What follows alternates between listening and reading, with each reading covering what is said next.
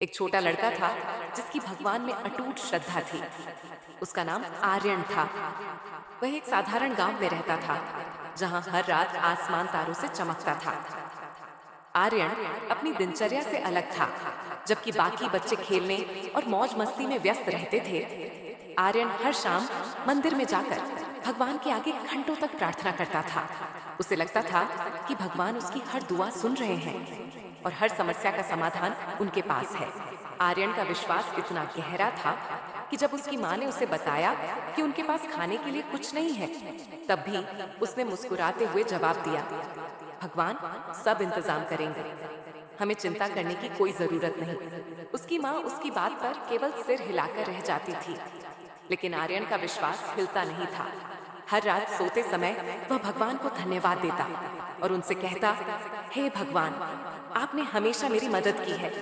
मैं जानता हूँ कि आप हमेशा मेरे साथ हैं। एक रात जैसे ही वह सोने के लिए लेटा, उसने अपनी आंखें बंद करके अपनी रोज की रात की प्रार्थना शुरू की। वह चौंक उठा। यह कहाँ से आया? उसने खुद से पूछा, लेकिन उसके मन में तुरंत एक विचार आया, भगवान ने भेजा होगा। भगवान, आपका बहुत बहुत धन्यवाद। आपने ये साबित कर दिया कि आप हमेशा मेरे साथ हैं। वह खजूर लेकर अपनी माँ के पास भागा। उसकी माँ देखकर हैरान रह गई।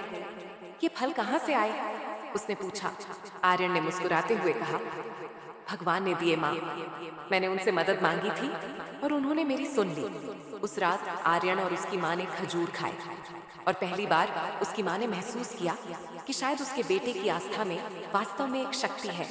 उस दिन के बाद आर्यन का भगवान में विश्वास और भी गहरा हो गया।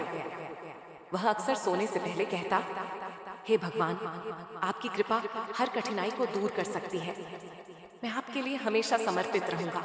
आर्यन की कहानी पूरे गांव में फैल गई। लोग उसके विश्वास के बारे में बात करने लगे और उससे प्रेरणा लेने लगे। और जब भी किसी को जीवन में मुश्किलें आती, तो वे आर्यन की तरह भगवान से प्रार्थना करने लगते। आर्यन ने साबित कर दिया कि सच्चा विश्वास सचमुच चमत्कार कर सकता है।